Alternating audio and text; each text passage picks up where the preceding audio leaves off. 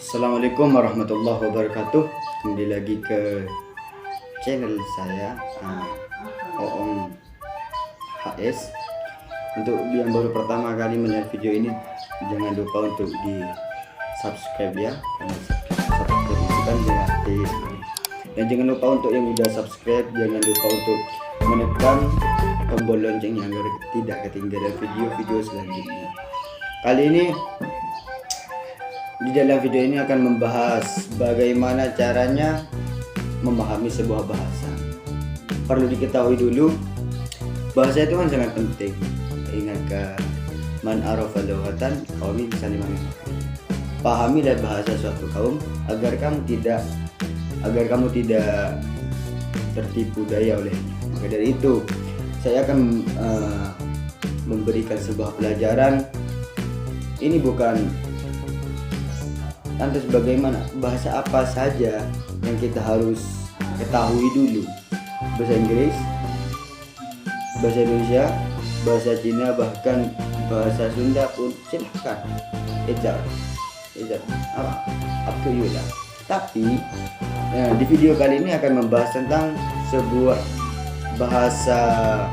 Ini bukan bahasa Inggris, bukan bahasa Indonesia, bukan bahasa Indonesia, kan udah bahasa umum. Mungkin kebanyakan orang mengetahui tentang bahasa itu.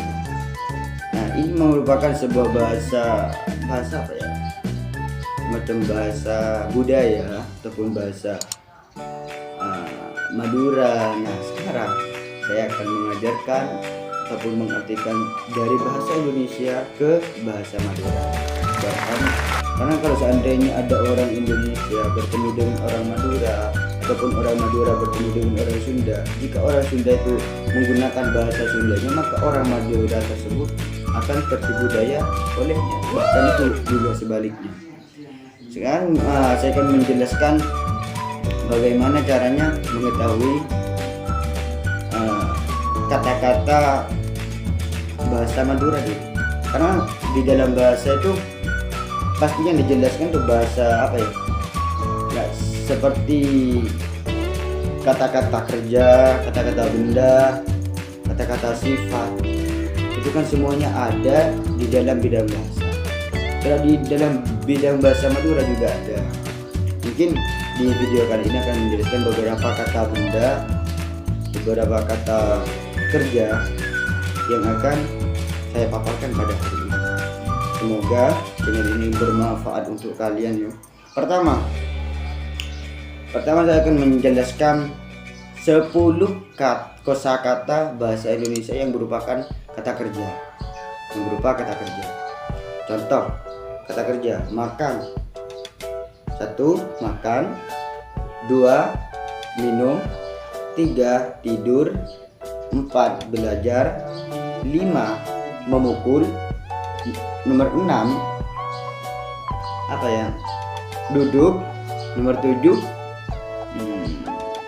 apa ya, nomor 7 meloncat. Nomor 8 berdiri. Nomor 9 apa ya, lari.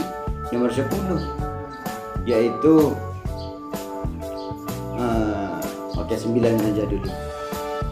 Yang pertama dulu makan. Makan di sini kalau diartikan ke bahasa Indonesia itu agak apa ya, sedikit mirip, yaitu ngakan. Kamu mau makan nggak? Kalau diartikan ke bahasa Indonesia, kalau diartikan ke bahasa Madura, kakek ngakan. Nah, pertama. Nomor 2 itu minum. Minum itu di dalam arti bahasa Madura yaitu nginum. Sebenarnya hampir agak sama, cuman logatnya mungkin harus dipadatkan sedikit. Kalau Indonesia kan minum, kalau bahasa Maduranya minum. Nah, 2. Nomor 3 tidur. Tidur itu tedung. Agak mirip, cuman ada di belakang kosakata yang agak sangat berbeda. Tidur, tedung. Kakek Maret, kalau seandainya orang bilang, kamu sudah tidur nggak pagi ini? Kakek, kalau diartikan ke bahasa Indonesia, kalau diartikan ke bahasa Madura, kakek Maret tedung saja. Nah, itu tedung, tidur, tedung. Berdiri, sekarang berdiri. Coba saya berikan contoh coba. Coba kamu berdiri sekarang. Kita artikan lagi ke bahasa Madura. Dari contoh tadi, kamu berdiri. Nah, sekarang saya artikan ke bahasa Madura. Kakeh natet, ataupun ada juga kakeh mancing. Seperti itu. Mungkin di lain waktu untuk menjelaskan sebuah perkenalan menggunakan bahasa Madura. Mungkin untuk menurut kalian mempelajari bahasa itu memang tidak penting, cuman tidak salahnya kita belajar tentang bahasa. Saya sendiri bahkan orang Madura juga perlu memahami bahasa Inggris, bahkan juga memahami bahasa Cina, juga bisa harus butuh memahami bahasa Arab. Nah, lebih-lebihnya bahasa-bahasa internasional yang lain. Kalau sekarang kan bahasa internasional itu bahasa Inggris sama bahasa Cina.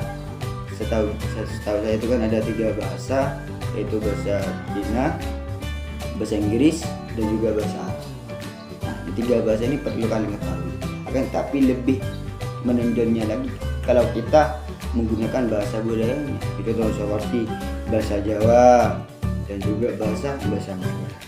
Seperti itu. Mungkin di lain waktu mungkin cukup hari ini, semoga bermanfaat. Oh ya, jangan lupa untuk di-share ya, berbagi ilmu itu sangat dianjurkan. Nah, tidak, karena orang yang belajar, orang yang mengajar, orang yang mengetahui sebuah ilmu itu diibaratkan sebuah lilin. Kita terangi orang lain dengan cahaya kita. Dengan cahaya tersebut diendamkan ke badan kita terus. Jadi sebarkanlah ke orang lain. Ya, ini cuma mungkin lain waktu akan menjelaskan bagaimana tata caranya memperkenalkan menggunakan bahasa Madura. Akhirnya ini, assalamualaikum warahmatullahi wabarakatuh.